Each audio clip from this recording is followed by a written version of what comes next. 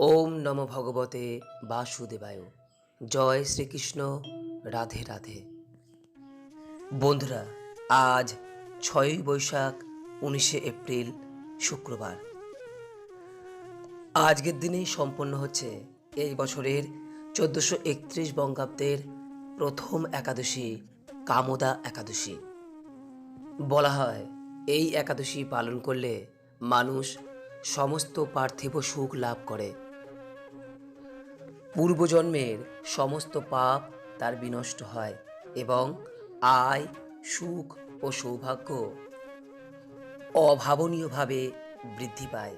সেই কারণেই এই একাদশীর নাম কামদা একাদশী। অর্থাৎ যা আপনি কামনা করবেন, প্রার্থনা করবেন, ইচ্ছা করবেন, সেই সমস্ত কিছুই এই একাদশী পালন করলে ভগবান শ্রী বিষ্ণুর কৃপায় তা পূরণ হয়। তাই বন্ধুরা, আজ যদি এই কামদা একাদশীর ব্রতটি করতে পারেন তো খুবই ভালো। যদি কোনো কারণে আজকের ব্রতটি নাও করতে পারেন, কেবলমাত্র এই কামদা একাদশীর ব্রত কথাটি শ্রবণ করে আজকের দিনে শ্রী হরিবিষ্ণুর উদ্দেশ্যে একটি প্রদীপ প্রজ্বলন করতে পারেন, তাতেও এই ব্রতের পূর্ণ ফল অনেকাংশে লাভ করা যায়।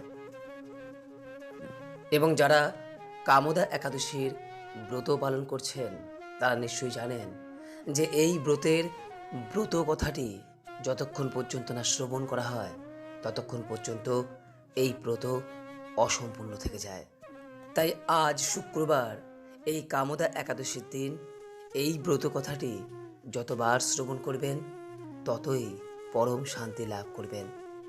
আশা করি দর্শক বন্ধুরা, ভগবান শ্রীহরির এই কামদা একাদশীর ব্রত কথাটি শ্রবণ করে আপনাদের ভালো লাগবে। শুরু করছি নতুন বছর 1431 বঙ্গাব্দের প্রথম একাদশী, কামদা একাদশীর ব্রত কথা। হে কৃষ্ণ করুণা সিন্ধু, দীনবন্ধু জগৎপথে, গোপেশ গোপিকাকান্ত, রাধাকান্ত নমস্তুতে। জয় শ্রীকৃষ্ণ। রাধে রাধে। মহারাজ যুধিষ্ঠির ভগবান শ্রীকৃষ্ণকে বলিলেন, হে বাসুদেব, আপনি কৃপা করে আমার কাছে চৈত্র মাসের শুক্লপক্ষের একাদশীর মহিমা কীর্তন করুন। শ্রীকৃষ্ণ বললেন, হে মহারাজ, এই একাদশী ব্রত সম্পর্কে এক বিচিত্র কাহিনী বর্ণনা করছে, আপনি এক মনে তা শ্রবণ করুন। পূর্বে মহর্ষি বশিষ্ঠ মহারাজ দিলীপের কৌতূহল নিবারণের জন্য এই ব্রত কথা কীর্তন করেছিলেন। ঋষি বশিষ্ঠ বললেন, হে মহারাজ, চৈত্র মাসের শুক্লপক্ষের একাদশীর নাম কামদা। এই তিথি পাপ নাশক ও পুণ্যদায়িনী। পূর্বকালে মনোরম নাগপুরে স্বর্ণ নির্মিত গৃহে বিষধর নাগেরা বাস করত। তাদের রাজা ছিলেন পুণ্ডরিক। গন্ধর্ব, কিন্নর ও অপ্সরাদের দ্বারা তিনি সেবিত হতেন। সেই পুরী মধ্যে অপ্সরা শ্রেষ্ঠ ললিতা ও ললিত নামে গন্ধর্ব স্বামী স্ত্রী রূপে ঐশ্বর্যপূর্ণ এক গৃহে পরম সুখে দিন যাপন করত। একদিন পুণ্ডরীকের রাজসভায় ললিত একা গান করছিল। এমন সময় ললিতার কথা তার মনে পড়ল। ফলে সঙ্গীতের স্বর, লয়, তাল, মানের বিপর্যয় ঘটল। কর্কটক নামে এক নাগ ললিতের মনোভাব বুঝতে পারল। গানের ছন্দভঙ্গের ব্যাপারটি সে পুণ্ডরিক রাজার কাছে জানালো। তা শুনে সর্পরাজ ক্রোধ ভরে কামাতুর ললিতকে বলল, হে দুর্মতি, তুমি রাক্ষস হও বলে অভিশাপ দান করল। তার হাত 10 যোজন বিস্তৃত, মুখ পর্বত গুহা তুল্য, চোখ দুটি প্রজ্বলিত আগুনের মতো, ঊর্ধ্বে 8 যোজন বিস্তৃত প্রকাণ্ড এক শরীর সে লাভ করল। ললিতের এরকম ভয়ঙ্কর রাক্ষস শরীর দেখে ললিতা মহা দুঃখে চিন্তায় ব্যাকুল হলেন। স্বেচ্ছাচারী রাক্ষস ললিত দুর্গম বনে ভ্রমণ করতে লাগলো। ললিতা কিন্তু তার সঙ্গ ত্যাগ করল না। ললিত নির্দয়ভাবে মানুষ ভক্ষণ করত। এই পাপের ফলে তার মনে বিন্দুমাত্র শান্তি ছিল না। পতির সেই দুরবস্থা দেখে ব্যথিত চিত্তে রোদন করতে করতে ললিতা গভীর বনে প্রবেশ করল। একদিন ললিতা বিন্ধ্য পর্বতে উপস্থিত হইল। সেখানে ঋষিশৃঙ্গ মুনির আশ্রম দর্শন করে মুনির কাছে হাজির হলো। তার চরণে প্রণাম করে সেখানে দাঁড়িয়ে রইল। মুনিবর জিজ্ঞাসা করলেন, হে সুন্দরী, তুমি কে, কার কন্যা, কি কারণেই বা এই গভীর বনে এসেছ, তা সত্য করে বলো। তদুত্তরে ললিতা বলল, হে প্রভু, আমি বীর কন্যা গন্ধর্বের কন্যা।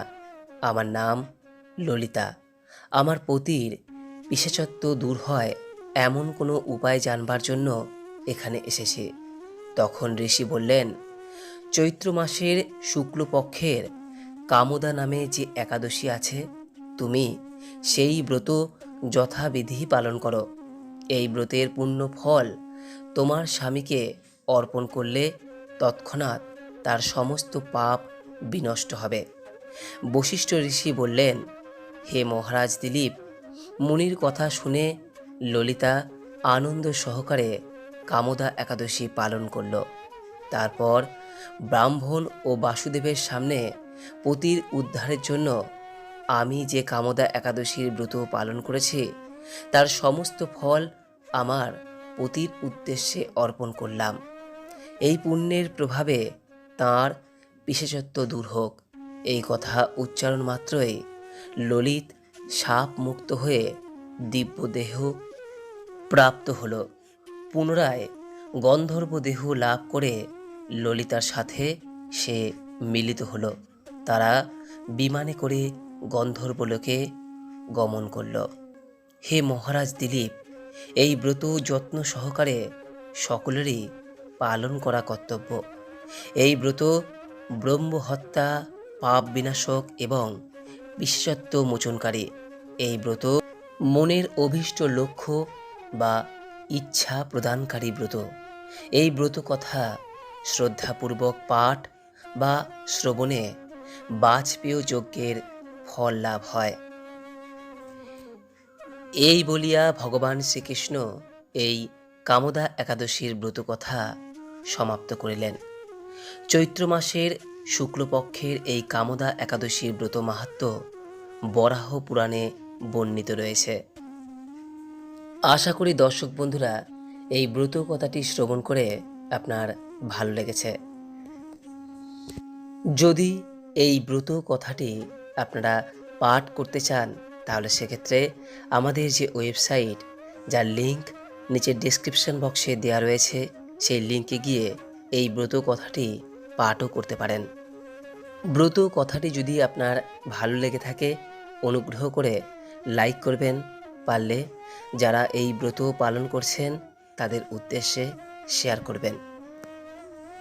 এবং আপনি যদি এখনও পর্যন্ত আমাদের এই অমৃতকথা চ্যানেলে নতুন হয়ে থাকেন, পরবর্তী সময়ে এই চ্যানেলের বিভিন্ন ভিডিও পেতে চ্যানেলটিকে সাবস্ক্রাইব করে রাখবেন ও পাশে থাকা নোটিফিকেশন বেল আইকনটিকে ক্লিক করে রাখবেন।